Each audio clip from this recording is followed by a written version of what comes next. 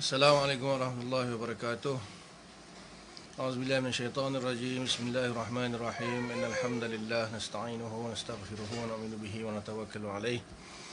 Wa na'udzu billahi min shururi anfusina wa min sayyiati a'malina. Man yahdihillahu fala mudilla lahu wa man yudlilhu fala hadiya lahu.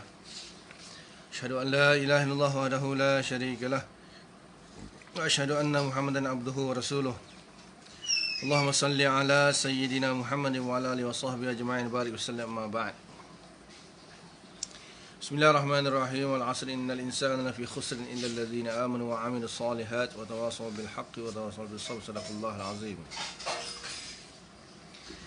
Wa qala Rasulullah sallallahu alaihi wasallam, man salaka tariqan yaltamisu fihi 'ilman sahalallahu lahu bihi tariqan ila al-jannah, atau kama qala sallallahu alaihi wasallam.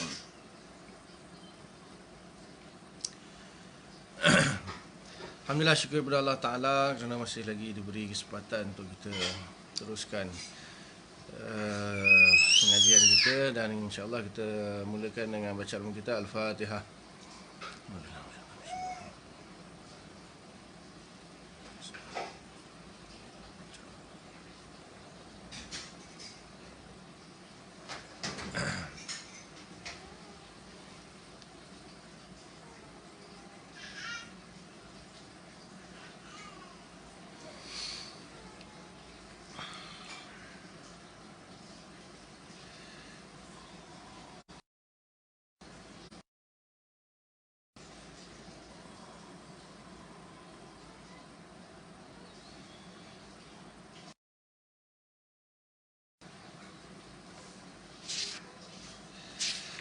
Bismillahirrahmanirrahim. Sambung. Ketahuilah olehmu annahu, sesungguhnya ia, yajibu, wajib, ala kulli muslimin, atas setiap orang Islam, an ya'rifa, untuk dia mengetahui khamsina aqidatan, 50 akidah. Wa kullu aqidatin, dan setiap akidah itu, yajibu alaihi, wajib ke atasnya, iaitu orang Islam, an ya'rifa, untuk dia mengetahui, laha, bagi akidah tersebut, dalilan, sebuah dalil ijmalian yang berbangsa global ataupun umum. Ijmali yang global, yang apa ni, global lah, yang ringkas. Atau tafsilian, atau secara tafsili ataupun terperinci.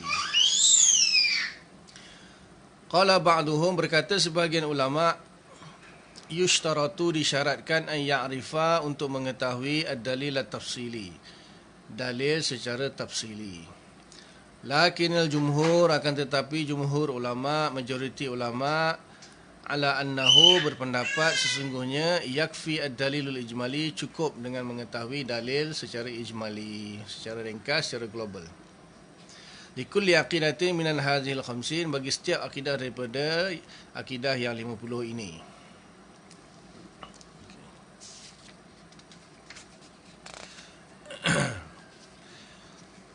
Jadi di sini musannaf memulakan dengan fi'il amar, i'lam, ketahuilah. Al-aslu fil amri bermakna wajib. Asal pada perintah itu bermakna wajib. Jadi i'lam, ketahuilah. Jadi di sini perlu diketahui bahawa bila disuruh i'lam, ketahuilah, maka ilmu itu bermakna qat'i. Ilmu itu bermakna qat'i.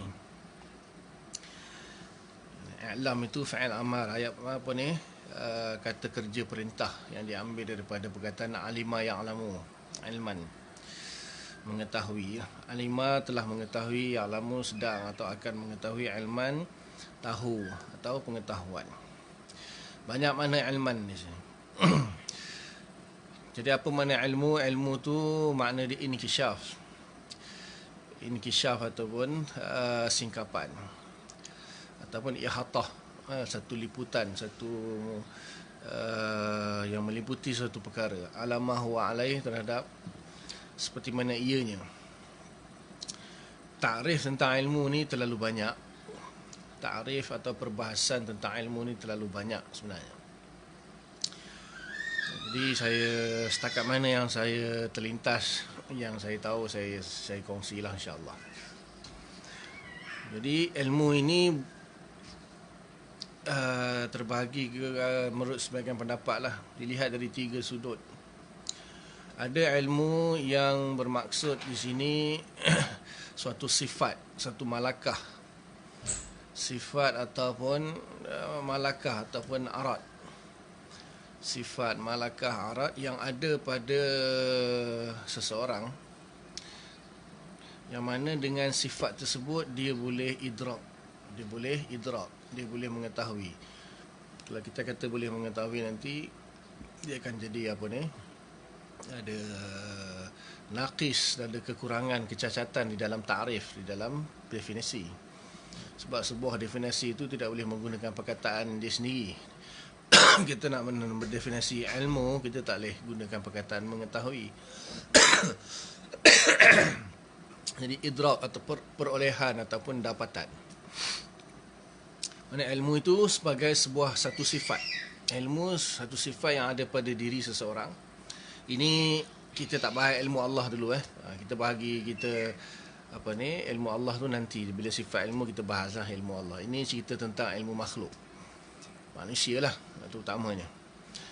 Malaikat, jin pun ada ilmu juga. Tapi di sini maksudnya yang hidup lah. Jadi ilmu itu didefinisikan, salah satu daripada makna dia, satu sifat atau malakah atau arat yang ada pada, dipanggil arat sebab arat ni benda baru. Jadi manusia ni hadis baru, jadi ilmu dia pun arat baru. Jadi ilmu, makna pertama menuju kepada sifat, arat atau malakah yang ada dalam diri seseorang, pada seseorang, yang dengannya dia boleh idrak, dia boleh mendapat sesuatu, memperoleh sesuatu. Kemudian yang kedua, makna ilmu di sini dipanggil makna masdari. Makna ilmu, makna masdari. Madalla alal hadas, sesuatu yang menunjuk kepada satu kejadian atau satu perbuatan. Kalau kita tasrifkan ikut ilmu saraf kan, alima ya'lamu ilman. Jadi alima, telah mengetahui. Alimtu anna Zaidan qaimun. Aku telah mengetahui bahawa sesungguhnya Zaid itu sedang berdiri. Jadi kita sedang mengetahui. Ataupun Zaidun ya'lamu annahu kaza wa kaza. Sesungguhnya Zaid mengetahui. Jadi perbuatan, kita mengetahui itu perbuatan. Satu perbuatan. Jadi itu makna yang kedua. Ilmu bermaksud masdari ataupun satu hadas, satu kejadian, satu perbuatan. Kata kerja, ilmu yang menunjukkan kepada sebuah kerja, sebuah perbuatan. Daripada alima ya'lamu ilman, masdar dia kan. Jadi masdar dia itu menunjukkan sebuah pekerjaan, sebuah kejadian. Itu makna yang kedua bagi ilmu. Dan yang ketiga, makna ilmu di sini bermaksud maklum. Perkara yang diketahui. Perkara yang diketahui. Maksudnya, kita kata contohnya, orang tu katakan, saya nak mencari ilmu. Kau ada ilmu ke tak? Orang tanya, kau ada ilmu ke tak? Maksudnya kau ada maklumat ke tak sebenarnya? Aku mencari ilmu ke, apa yang kita nak cari? Kalau kita kata tadi kan, maknanya ilmu tu sifat. Yang pertama, definisi yang pertama sifat. Dah ada dalam diri dah. So nak cari apa lagi?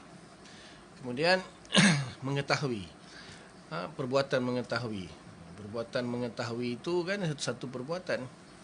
Jadi kita nak mencari ilmu, buat apa lagi? Jadi mencari ilmu, maksudnya ilmu di situ maksudnya maklum, ataupun maklumat. Jadi ada tiga makna ilmu di sini. Dari tiga sudut, maksudnya dilihat dari tiga sudut penggunaan dia. Penggunaan dia. Yang mana satu yang hakikat, yang wad'ul awal itu khilaf.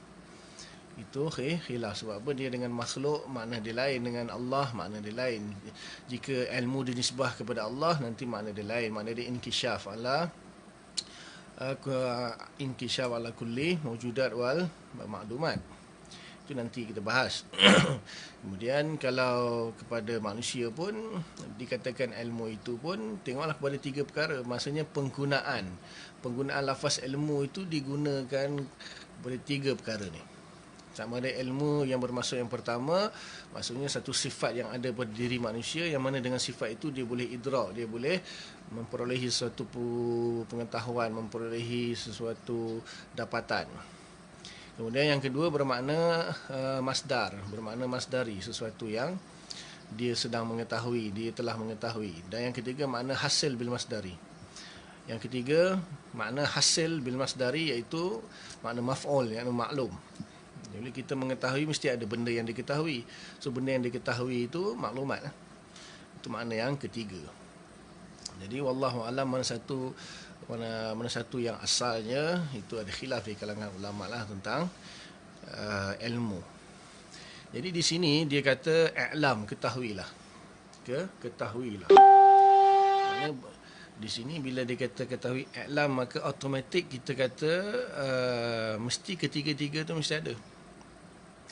Maksudnya apabila seseorang itu dia disuruh ketahuilah, diperintahkan supaya mengetahui, maka mesti dalam diri dia perlu ada sifat tu dulu. Kepada dalam diri manusia itu perlu ada sifat ilmu. Kalau tak ada sifat ilmu, macam mana dia nak mengetahui? Maka di sini pastilah yang perintah yang ditujukan ini kepada orang yang dalam diri dia ada malakah yang boleh dia idrak, boleh mengetahui. Kemudian bila dah ada sifat tersebut, dia kena praktikkanlah, maksudnya dia kena menjalankan masdari dia, iaitu dia kena mengetahui. Cara dia macam mana? Cara dia nanti cara sumber ilmu tu nak dapatkan nanti ada 3 lah. Sumber ilmu macam mana nak dapatkan ilmu itu ada 3 cara. Ada 3 sumber. 3 sumber. Cara dia dengan dia kena mengetahui lah. Dia kena mengetahui. Itu makna masdari. Kemudian apa yang nak di sini yang disuruh ketahui? Apa yang dia suruh ketahui di sini nanti tadi disebutkan, saya baca ibarat 50 akidah. Jadi 50 akidah tu sebagai madlul atau sebagai maklum. Berkena sebagai mu'taqad lah. Di sini oleh kerana bab dia bab i'tiqad, maka maklum dia mu'taqad. Maklum dia mu'taqad. Jadi di sini disuruh kita mengetahui akan mu'taqad yang 50 akidah, yang 50 akidah yang bermaksud mu'taqad di situ. Jadi itu makna ilmu. Kemudian ilmu ini ilmu ini adakah sama dengan makrifat? Satu pembahasan dalam Hasyiah Bajuri pun dia bahas di sini. Maka ada 2 pendapat ulama. Ada yang mengatakan sama saja makna ilmu dan makna makrifat.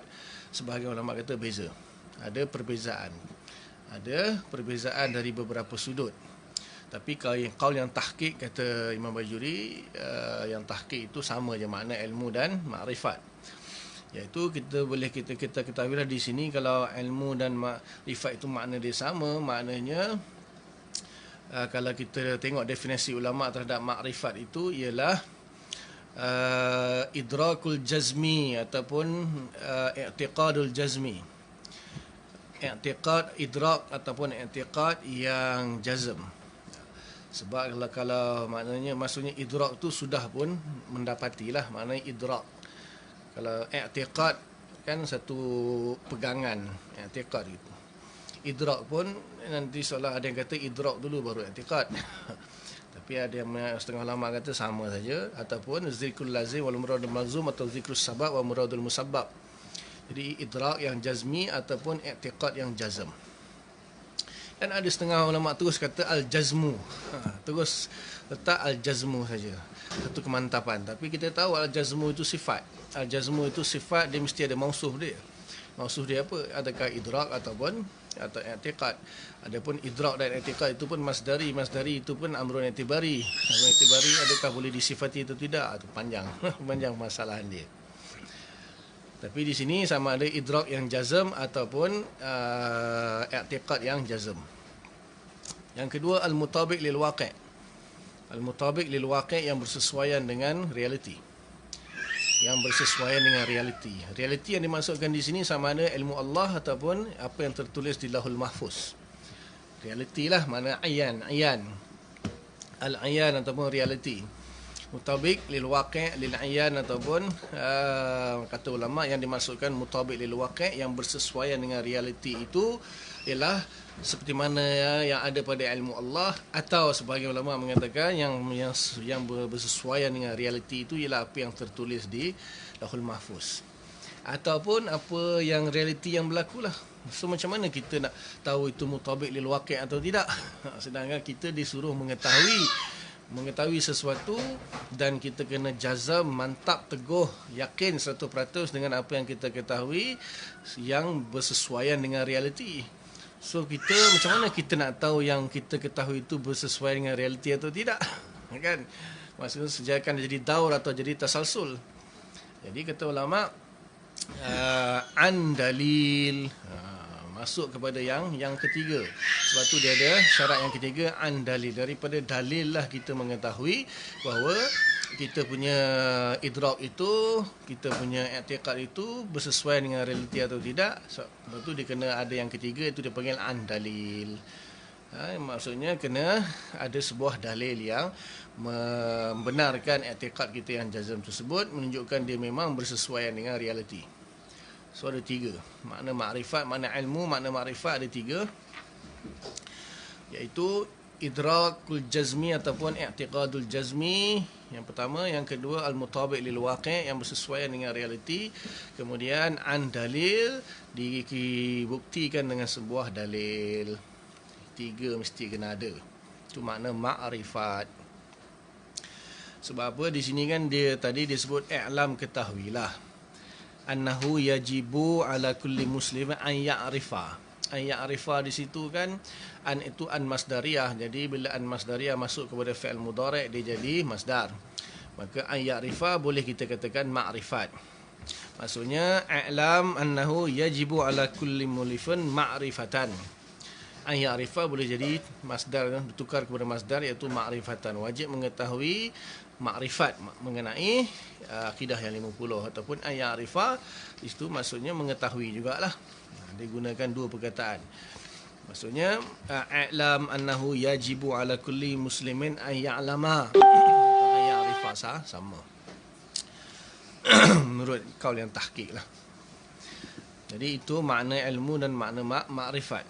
Walaupun ada beberapa iskal di sini, kalaulah makna ilmu dan makna makrifat sama, kenapa dia tak gunakan i'raf di sini, ketahuilah. Kenapa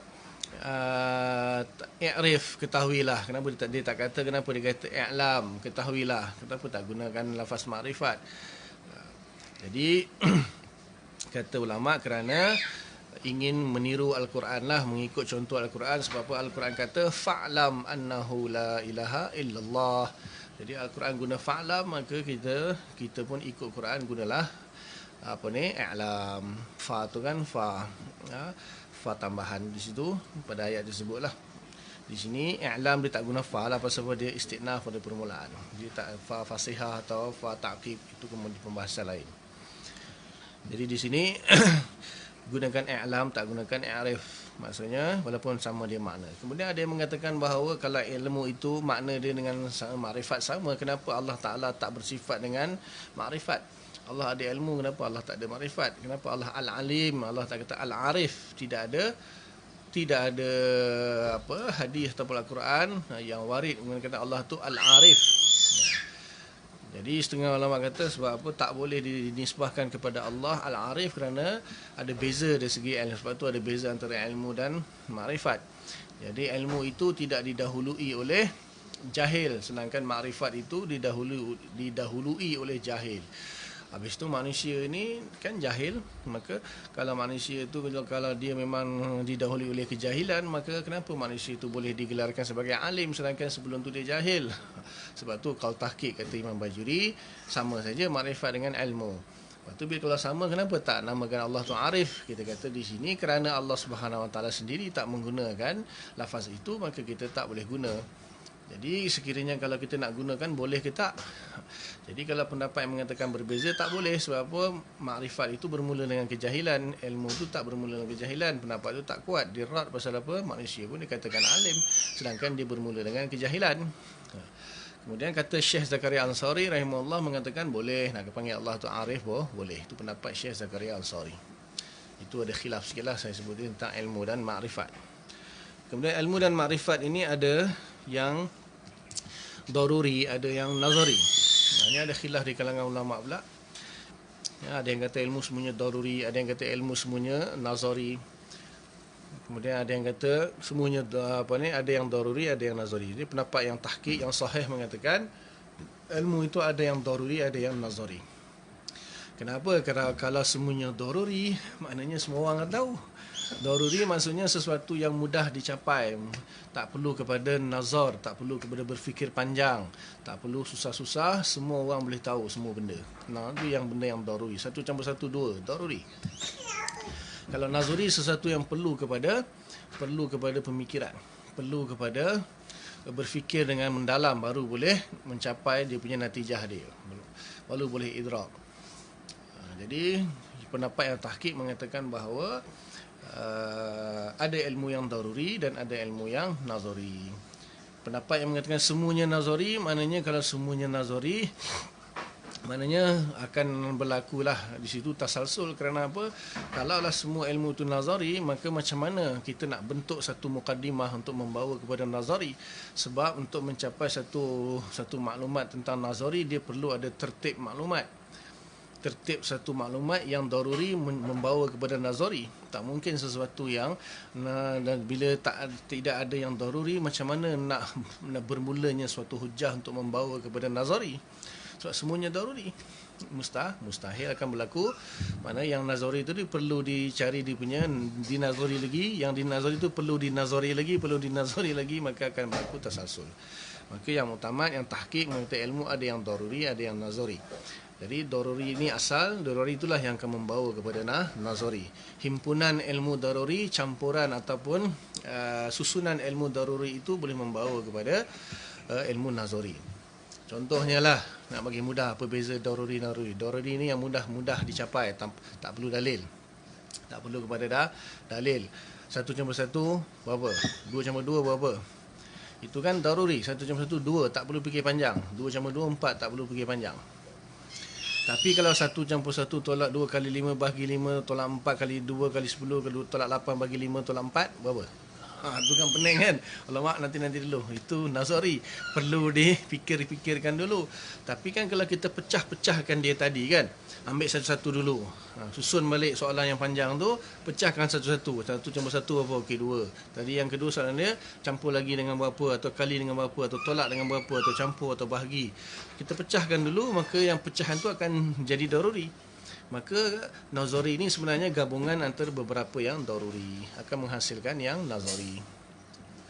Itu contoh ilmu. Kemudian ada yang iskal, kalaulah ilmu itu ada daruri, ada nazari, maka kenapa ta'rif makrifat dan ilmu itu ialah idrakul jazmi al-mutabiq lil waqi' an dalil, sedangkan ilmu yang daruri, makrifat yang daruri tak perlu dalil. Makrifat yang daruri tak perlu dalil. Sebab tu beza, iaitu makrifat benda yang perlu dalil, ilmu yang tak perlu dalil. Itu khilaf iskal dia. Jadi ulama kata maknanya 1+1 2. Jadi kalau perlukan dalil, perlu ke 1+1 perlu dalil? Kan? Maknanya kalau 1+1 perlu dalil, maknanya orang kata tak terfikir bahawa 1+1 perlu dalil. Perlu dalil ke 1+1 tu 2? Kata tak perlu dalil. Jadi kalau tak perlu dalil, maka takrif atau definisi dia tu dah tak betul, dah tak tepat. Iaitu idrakul jazmi al-mutabiq lil waqi' an dalil. Kenapa perlu ada dalil? Sedangkan yang daruri pun dikatakan ilmu, dikatakan makrifat. Jadi itu qaul yang kata maksudnya ilmu dan makrifat tak sama. Makrifat yang perlu dalil, ilmu tak perlu dalil. Kata tak, sebenarnya dua-dua masih sama, ilmu dan makrifat. Yang dimaksudkan di situ an dalil itu bermaksudnya walaupun 1+1 kita kata tak perlu dalil, bukan tak ada dalil, tak perlu dalil dengan tak ada dalil lain. Mestilah ada dalil. 1+1 2 kan, ambil satu benda, letak satu benda, okey ni Satu campur satu. Ni berapa? Dua. Satu, dua. Dalil lah ni. Walaupun dia sangat mudah, maknanya tak perlu kepada dalil pun tak apa. Tapi mesti kena ada dalil. Lepas tu an dalil daripada sebuah dalil. Dan salah seorang imam mengatakan bahawa maksud an dalil itu la yahtamilun naqid. Maka tidak ada ihtimal kita akan menentang ataupun membatalkan maklumat tersebut. Maknanya bila saya kata satu campur satu, dua, itu pun termasuk idrakul jazmi mutabiq lil waqi' an dalil. Mana dalil dia? Dalil dia maknanya satu campur satu tu memang dua. Ada dalil dia, bukan tak ada dalil. Cuma tak perlulah kepada dalil. Sebab apa?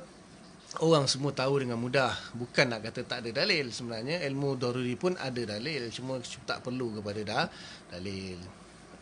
Api panas. Semua orang tahu api panas. Benda yang daruri.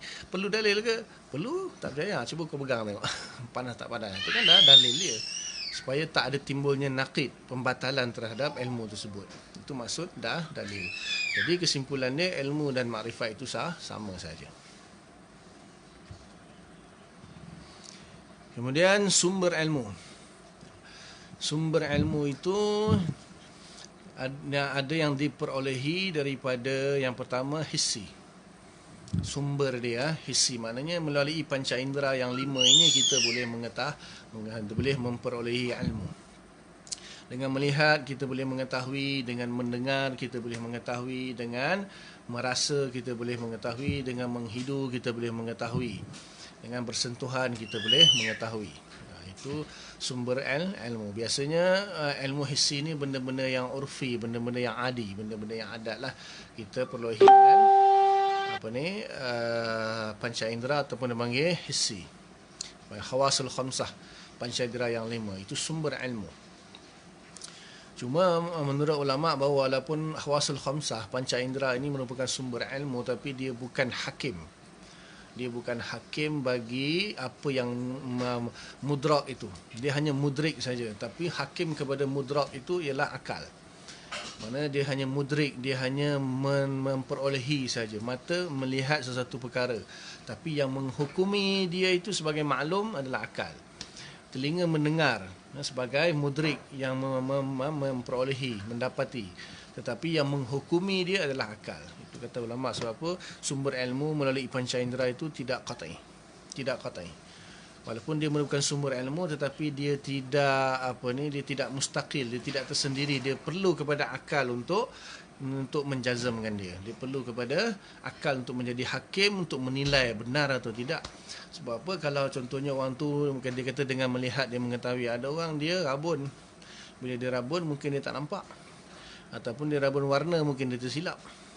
Ataupun orang tu kata mendengar tu sumber ilmu, mungkin dia pekak, mungkin dia tersalah dengar. Jadi tak boleh bergantung 100% kepada hissi ataupun hawasul khamsah sebagai mudrik, sebagai sumber ilmu. Kerana apa? Dia tidak qat'i. Dia perlu kepada akal untuk untuk menghakimi ataupun untuk menilai sama ada apa yang dicapai oleh hissi itu sebagai ilmu yang qat'i ataupun tidak. Yang kedua akal lah. Yang kedua adalah akal. Yang kedua akal yang salim. Akal yang salim. Akal pun ada juga akal yang tak betul. Jadi akal yang tak betul kan. Jadi akal yang salim, nanti ada pembahasan tentang akal ni panjang sebenarnya. Akal dibahas. Akal itu apa makna akal? Di sini khilaf terlalu banyak makna akal itu. Jadi makna sebahagian pendapat ulama, Imam Tastazani mengatakan akal itu adalah al-gharizah, malakah gharizah yang ada pada roh, fin nafs, maksudnya al-gharizah fin nafs ataupun lin nafs. Gharizah atau malakah ataupun quwwah lin nafsi atau bagi roh. An-nafs maksud di sini adalah roh manusia. Sebab yang mengetahui itu yang ada yang berakal itu bukan jasad. Jasad ada otak. Jasad ada otak, tetapi yang ada akal itu nafs. Nafs itu diri, maksudnya roh. Sebab diri manusia itu an-nafs tu diri manusia itu adalah roh, adalah nafs. Roh dia yang asal. Badan ni hanya tunggangan saja. Mati akan ditinggalkan dalam kubur, tanam. Betul. Jadi akal itu adalah malakah atau gharizah ataupun quwwah lin nafs. yasta'iddu bihi ataupun tusta'addu bihi, yang disiapkan dengannya untuk idrak. Untuk idrak. Jadi akal inilah suatu alat untuk mengetahui. Akal ini adalah satu alat untuk mengetahui yang asalnya. Jadi ada kaitan dengan ilmu dengan akal itu ialah alat untuk mengetahui sesuatu ilmu. Kalau tanpa akal tak akan boleh tahu, tidak akan boleh ada ilmu. Tapi ada pendapat lain, Imam Haramain mengatakan bahawa ilmu itulah akal. Ilmu akal itu sebahagian daripada ilmu itu sendiri. Akal itu sebahagian daripada ilmu. Sebab tu dia kata mengetahui hukum akal yang 3 itu adalah sebahagian daripada ilmu. Siapa yang tak tahu 3 hukum akal yang asas itu, maka dia tak berilmu. Dia tak berakal, dia tak berakal. Nanti kita akan bahas apa hukum akal yang 3 itulah. Itu kata Imam Haramain. Dia bertegas dalam kitab-kitab dia, tapi akhir sekali dalam kitab Al-Burhan dia tarik balik. Dia kata makna akal itu dia tunduklah kepada ta'rif Imam Al-Muhasibi, iaitu Al-Gharizah. Itu kuwah atau malakah, arat. Akal ni arat. Akal bukan jauhar, akal arat. Akal adalah arat ataupun kuwah atau malakah yang ada pada diri manusia, yang dengannya lah dia mengetahui. Jadi di situ antara akal dengan ilmu pun, sebab tu ada muradif. Sebab ilmu tadi pun saya cakapkan, ulama kata ilmu tu adalah sifat arat malakah untuk dia mengetahui apa sesuatu yang mutabik lil waqi' tersebut. Jadi kata ilmu maksudnya akal itu alat dia untuk idrak. Akal itu alat untuk idrak ilmu tersebut. Kemudian yang ketiga, nakal ataupun khabar yang sahih, khabar sadiq atau khabar yang sahih. Itu sumber ilmu yang ketiga. Sumber ilmu yang ketiga, perkhabaran yang sahih. Apa saja perkhabaran yang sahih itu boleh jadi sumber ilmu. Jadi baru-baru ni kan ada kita dapat satu perkhabaran bahawa Makcik Kiah akan mendapat 8,000 lebih. Itu kan perkhabaran. Sahih ke tak sahih? Itu tak tahulah. Kan yang kita tengok, yang setakat yang kita tengok live kan dalam handphone, dalam TV, dalam media sosial, bahawa Tan Sri Muhyiddin, Perdana Menteri kita, mengatakan bahawa kita Makcik Kiah akan mendapat 8,000 lebih. Jadi itu kan itu khabar. Khabar tu sahih ke tak sahih, sebab khabar ni ada dua, yahtamilul kadzib wa yahtamilul sidiq. Khabar itu boleh jadi benar, boleh tak betul. Jadi kan sebab tu kan ada yang tak puas hati. Siapa Muhyiddin? Aku tak kenal Muhyiddin. Aku tak undi dia. Sekarang ni Muhyiddin nak bagikan Makcik Kiah 8,000 lebih. Mulalah aku kenal Muhyiddin. Muhyiddin tu akan bagi duit. Wallahu alam. Jadi itu khabar, sumber ilmu. Tetapi dia adalah, kalau kita dalam akidah kita, sumber ilmu dia adalah Al-Quran, hadis yang qat'i subut dan qat'i dalalah. Itu sumber ilmu bagi akidah. So 3 sumber ilmu. Khawasul kham, panca indera, akal dan khabar yang sahih. Itu sumber ilmu. Kemudian daripada ta'rif tadi, ma'rifat ataupun ilmu tadi kan, dia kata idrakul jazmi. Maksud jazmi di sini qat'i. Maka di situ idrak ataupun i'tiqad itu pun ada kekuatan dia. Dia terbagi kepada 4. Yang pertama qat'i, iaitu 100%. Yang kedua zanni, 99% sampai 51%. 99% sampai 51% dipanggil zanni ataupun zann rajih, sangkaan yang kuat, tapi tak sampai 100%. Kalau qat'i ilmu mesti 100%. Jazm qat'i ilmu mesti 100%. Tak boleh sikit pun tak boleh. Jadi itu dia panggil qat'i yang pertama, tahapan yang pertama. Tahapan yang kedua dia panggil zanni ataupun zann rajih, iaitu 99% sampai 51%. Tengah-tengah kita ambil lah 75%. Kemudian yang ketiga dia panggil syak. Syak itu maknanya 50-50. 50-50. 50-50. Dan kemudian yang keempat dia panggil waham. Waham ini 49% sampai 1. 49% sampai 1. Dan kalau kosong maknanya jahil, bukan ilmu. Jadi itu 4 tahapan i'tiqad ataupun jazm. Itulah makna jazm. Tadi kan dia kata idrakul jazmi. Maka dalam ma'rifat itu mestilah 100%, tidak boleh idrakul zanni. Kalau idrakul zanni, maka itu tak boleh. Di dalam usul akidah tak boleh. Usul akidah mesti idrak yang jazm, yang qat'i. Tidak boleh seseorang itu i'tiqad benda yang zanni, tak boleh. Kalau usul akidah lah, usul akidah mesti qat'i. Maka tak boleh idrak ataupun i'tiqad yang zanni, apalagi yang syak lagilah tak boleh, waham lagilah tak boleh. Jadi idrakul jazmi mesti 100% bagi asas akidah. Tapi kalau furu' akidah boleh, kalau dia misalnya dia masih lagi dalam tahap zanni. Sebab ada khilaf kan, bila furu' akidah ni ada khilaf. Jadi dia ada taraddud sikit, tapi tahap dia tahap zanni, maka masih boleh. Adapun fiqh kebanyakannya hampir semuanya zanni. Adapun yang qat'i sembahyang 5 waktu wajib itu bukan fiqh, itu hukum yang ulima minadin bil darurah. Itu bab fiqh lah. Sebab fiqh ni kan ijtihadi semuanya zanni.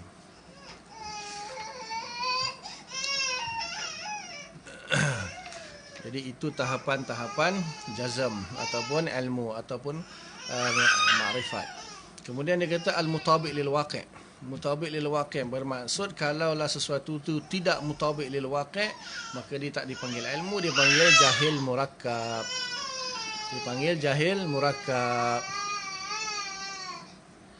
Sekejap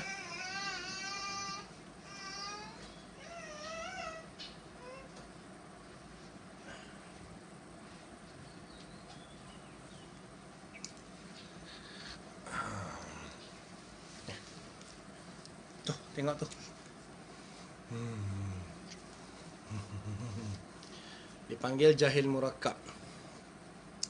Kalau tidak mutabiq lil waqi', maksudnya khilaf dengan waqi', berarti dia bukan ilmu, dia dipanggil jahil murakkab. Jadi lawan bagi ilmu ni kan jahil. Jahil ada dua, satu dipanggil jahil basit, satu jahil murakkab. Jahil basit ni dia langsung tak ada idrak, maksudnya langsung tak ada pengetahuan, tak ada idrak langsung. Jadi contohnya kalau kita tanya 1+1 berapa, dia kata tak tahu. 1+1 tak tahu, contohlah. 1+1 tak tahu, maknanya dia jahil basit. Tapi kalau kita tanya dia 1+1 berapa, dia kata 1+1 3. Kalau dia kata 1+1 3, maknanya dia ada pengetahuan, ada idrak, tapi idrak dia salah, tidak mutabiq lil waqi'. Sebab 1+1 bukan 3, 1+1 2. Maka kita panggil dia jahil murakkab. Sebab apa? Dia ada idrak yang khilaf dengan waqi'. Idrak yang mukhalif dengan waqi', maka itu dipanggil jahil murakkab. Jadi mestilah mutabiq lil waqi', tidak boleh mukhalif lil waqi'. Mesti bersesuaian dengan realiti, tak boleh berlawanan atau bersalahan dengan realiti. Maka kalau bersalahan dengan realiti, dia tak panggil ilmu, dia panggil jahil murakkab. Contoh yang dalam akidah, dia kata Allah duduk atas arasy. Dia yakin ni, idrak jazm ni. Walaupun idrak dia jazm 100% qat'i, Allah duduk atas arasy, maka itu jahil murakkab. Sebab Allah tak duduk atas arasy. Itu sebab apa? Tak mutabiq lil waqi'. Waqi'-nya Allah tak duduk di atas. Apa bukti dia? Bukti dia an dalil lah. Nanti yang ketiga kita bahas tentang dalil. Dan dalil pun telah pun dibahas. Ya, dah siap ada jadual lagi kan. Dalil tu ada dua, dalil aqli ataupun dalil naqli. Adapun dalil hissi tadi, hissi itu kan hanya mudrik saja. Jadi dia digabungkan di bawah akal juga. Walaupun sumber ilmu tu 3 tadi kan, tapi kalau sumber ilmu 3 maknanya dalil pun 3 lah sepatutnya. Tapi di sini hissi itu dimasuk di bawah akli, sebab akli itu hakim yang hakiki, hakim yang membenarkan apa yang diidrak oleh hissi. Jadi sama ada dia jahil murakkab ataupun dia i'tiqad yang sahih, maka itu mestilah dibuktikan dengan sebuah dalil. Sebab itu yang ketiga syarat dia an dalil, dan pembahasan tentang dalil kita dah bahas. Jadi bagi orang yang dia i'tiqad dia jazm tetapi tidak mutabiq lil waqi', kita panggil dia jahil murakkab. Jahil murakkab, kalau benda tu benda yang qat'i, maka benda yang ulima minadin bid darurah, maka dia boleh jadi kufur. Tetapi kalau benda itu bukanlah ulama minadin bid darurah, bukan usul Islam, hanya sekadar usul ahli sunnah wal jamaah, maka kita tak kafirkan dia. Contohnya dia kata Allah duduk atas arasy tadi kan, kita kata dia bukan ahli sunnah wal jamaah. Walaupun kalau dia betul-betul mengatakan Allah tu berjisim. Sebab dia kata Allah tu duduk atas arasy tu kan, dia mensifati Allah dengan sifat-sifat jisim. Dia tak kata Allah jisim secara sarah. Maka itu jadi jahil murakkab. Macam hari tu siapa? Al-Intani, Syekh Intani, Syekh lagi tu. Syekh tu maknanya ada dua je. Sama ada orang tua umur 50 ataupun alim besar. Tapi dia kata, Quran kata Allah ada tangan. Ma mana'ta'an tasjuda lima khalaqtu biyadayya. Allah kan ada kata tanganku. Penat saya jelaskan tentang ayat Quran kata Nabi ada sayap. Tiba-tiba kenapa Allah kata Nabi ada sayap tapi tak sayap pun. Jadi kiaskan je lah. Allah kata kalau ada tanganku tu maksudnya bukanlah tangan tapi dengan kekuasaanku atau dengan kudrahku. Itu pun tak faham. Cara dia terus kata Faris get out saja.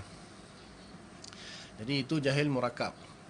Kita tak kafirkan dia lah benda kalau benda furu'. Jadi nanti kita akan bagi tahu apa yang furu', apa yang usul.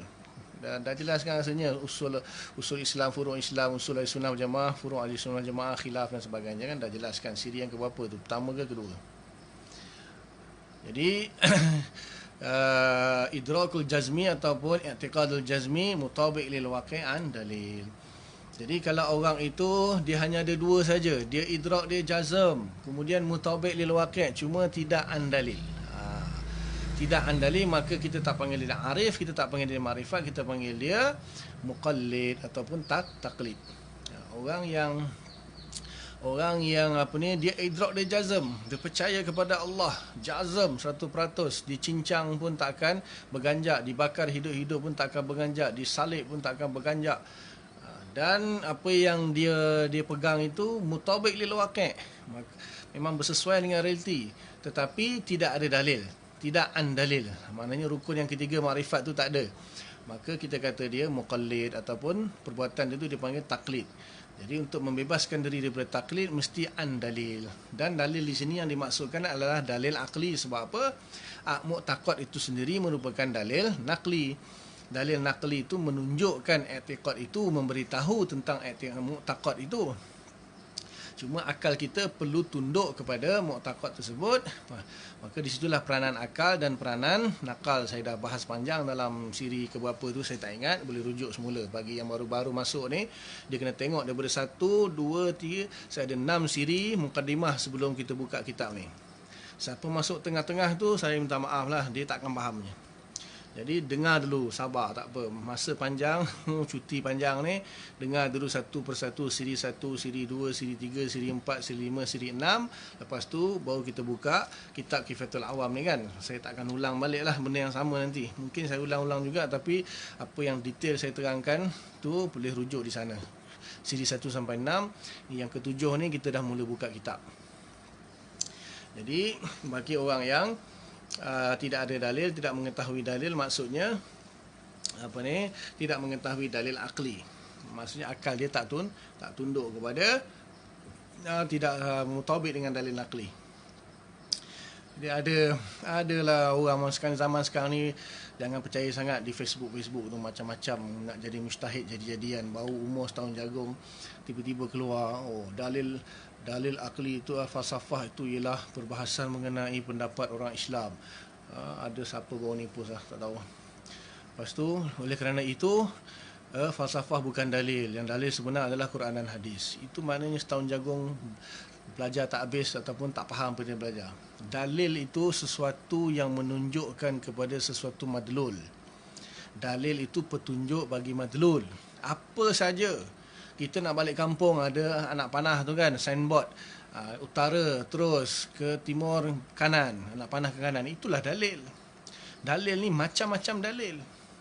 Jadi dia kata dalil hanya Quran hadis. Macam tu kalau orang tu nak masak nasi goreng pattaya, kena buka Quran hadis lah.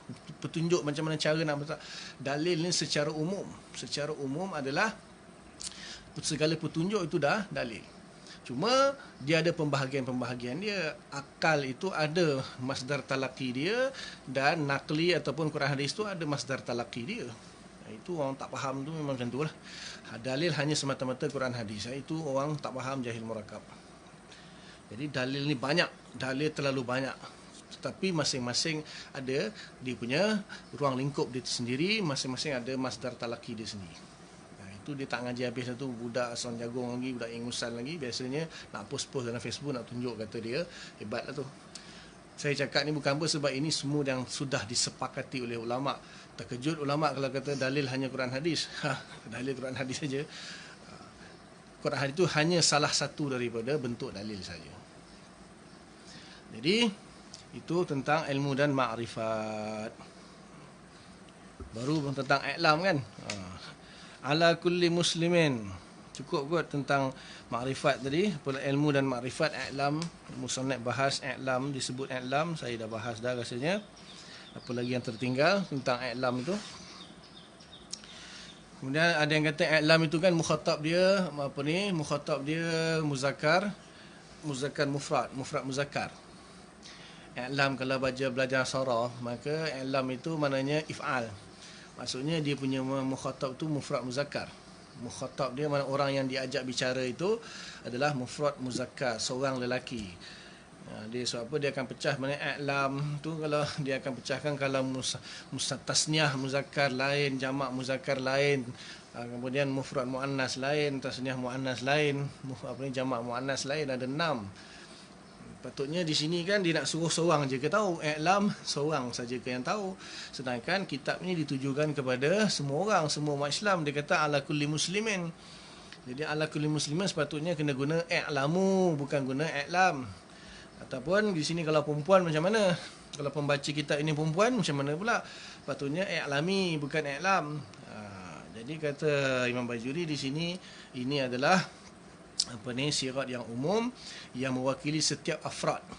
Setiap umum yang ditujukan kepada afrad yang muayyan. Maknanya siapa saja yang baca di sini dia termasuklah dia sebagai orang yang ditujukan perintah tersebut. Sebab kalau gunakan lafaz i'lamu nanti dia akan bermaksud fardu kifayah. Dia akan memberi makna fardu kifayah. Jadi biasanya kalau amal dalam bentuk jamak itu dia akan membawa makna fardu kifayah. Jadi sebab itu diletakkan nama lafaz mufrad i'lam, dan termasuklah di sini wanita lah. Sebab apa dalam Al-Quran pun bila Allah Taala sebut fa'lam annahu la ilaha illallah, Allah Taala bukan suruh lelaki saja, Allah Taala suruh semua lelaki dan wanita, bahkan bukan seorang, semua orang. Jadi itu lafaz i'lam. Dia campur-campur di sini kan, ada ustaz sini, ada ustazah, ada pelajar agama, ada orang awam. Jadi mana yang boleh faham, mana yang tak dapat nak faham tu cubalah faham-fahamkan. Kalau tak faham juga boleh tanya insya-Allah. Sebab saya terpaksa mix di sini. Tahapan-tahapan tu saya terpaksa mix, sebab apa nanti kalau ajar awam sangat, ada yang ustaz-ustaz di sini yang mungkin dia rasa bosan pula kan. Jadi kita bagi yang tak adalah high level pun, pertengahan je, simple. Kan baby? Dia pun nak ngaji juga. Sama ni. Kemudian musannaf mengatakan ala kulli muslimin. Dia khilaf dengan matan Ummul Barahin mengatakan ala kulli mukallafin. Sepatutnya ala kulli mukallafin, sepatutnya. Cuma kata Imam Bajuri dalam syarah hasyiah dia kata ma'ruf di sini bila sebut muslim maksudnya yang mukallaf. Maknanya budak macam ni kan muslim juga ni. Ni kan budak comel ni kan muslim juga. Ni muslim. Tetapi dia bukan mukallaf. Adakah dia perlu tahu juga? Dia perlu i'lam juga. Jadi maksudnya yang dimaksudkan dengan muslim di sini adalah mukallaf. Tetapi ada iskal juga, kalau mukallaf maknanya Islam balik berakal. Sedangkan khitab i'tiqad ini adalah hukum i'tiqad ini bukan saja kepada orang Islam, bahkan kepada seluruh manusia. Seluruh manusia dia wajib mengenal Allah. Sebab apa? Ada dalil-dalil yang jelas yang menunjukkan bahawa Allah Ta'ala dalam Al-Quran memerintahkan seluruh manusia untuk sembah dia, untuk bertuhankan dia, bukan hanya kepada orang Islam saja. Maka di sini kata Imam Bajuri, sebab yang dia nak sampaikan tu adalah akidah yang 50, maka dia khususkan kepada orang Islam. Sebab apa? Orang kafir ni dia terkena khitab, terkena taklif, sama ada usul ataupun furu', sama ada akidah ataupun fiqh. Sebab apa?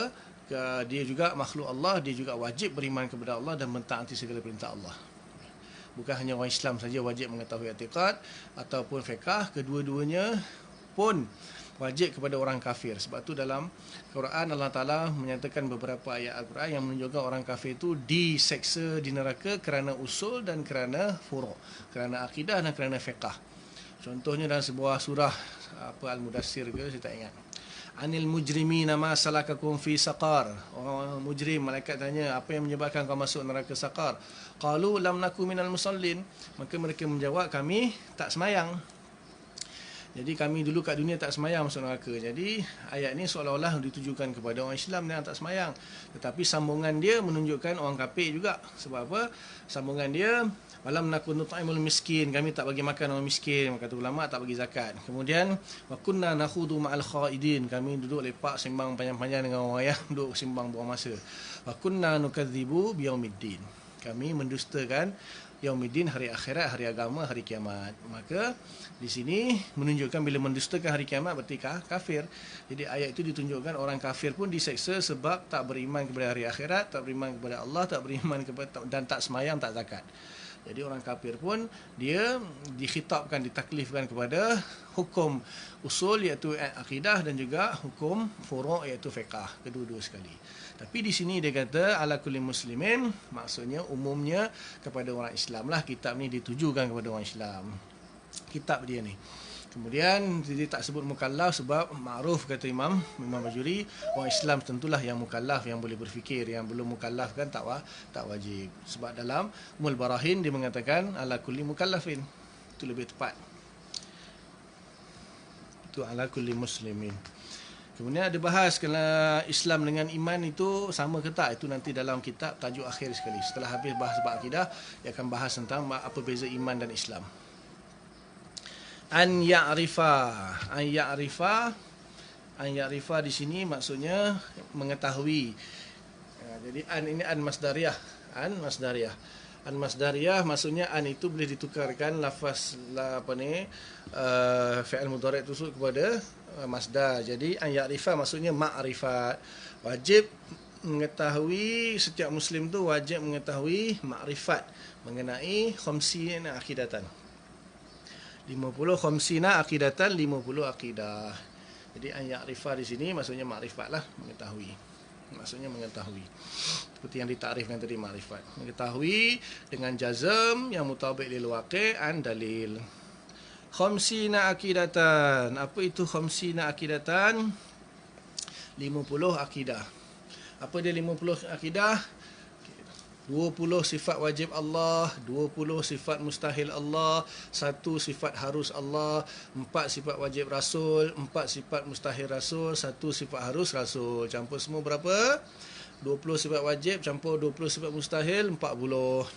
Campur 1 sifat harus Allah, 41. Campur 4 sifat wajib Rasul, 45. Campur 4 sifat mustahil Rasul, 49. Campur 1 sifat harus Rasul, 50. Itulah ringkasan bagi akidah yang 50. Maknanya usul di sini, usul Allah dan Rasulullah di sini, ini tak termasuk sam'iyat lagi. Tak termasuk sam'iyat kerana apa? Sebab di sini akan didatangkan dalil akli. Adapun nanti bab sam'iyat, bab ghaibiyat, maksudnya hari kiamat, kubur, mahsyar, sirat, neraka, syurga, itu bab sam'iyat. Itu kemudian dalil semuanya nakli. Maka di situ bukanlah, tak termasuk dalam akidah 50 ini. Akidah 50 ini termasuk dalil yang ditunjukkan oleh nakli dan akal mempunyai peranan untuk membenarkannya. Maksudnya sampai setakat itu saja akal boleh membenarkan secara secara akli akan akidah yang 50 ini. Adapun bab-bab tentang akhirat nanti itu diisbatkan dengan dalil nakli, maka tak termasuk dalam akidah 50. Jadi ini hanya akidah kepada Allah dan akidah kepada Rasul. Segala sifat yang wajib, mustahil dan harus bagi Allah dan Rasul yang boleh diisbatkan dengan akal, maka jadilah dia 50 seperti yang saya sebutkan tadi. Wallahu a'lam. Cukup. Kita tak boleh lama-lama, sejam mungkin dah cukup dah tu. Panjang-panjang lagi nanti dia panas buntut. Orang nak dengar pun malas dengar ulama sejam lebih ni. Dia nantilah akhirnya dia tak dengar. Alah, sejam je okeylah tu. Sebab ni kita akan bahas tentang apa itu dalil ijmali, apa itu dalil tafsili. Itu agak panjang pembahasan dia. Kalau saya mulakan nanti lagi sejam lagi nanti. Jadi setakat itu dulu kita berhenti mengetahui tentang akidah 50 wajib. Ada soalan? Ada soalan? Boleh type di situ. Komen saya apa?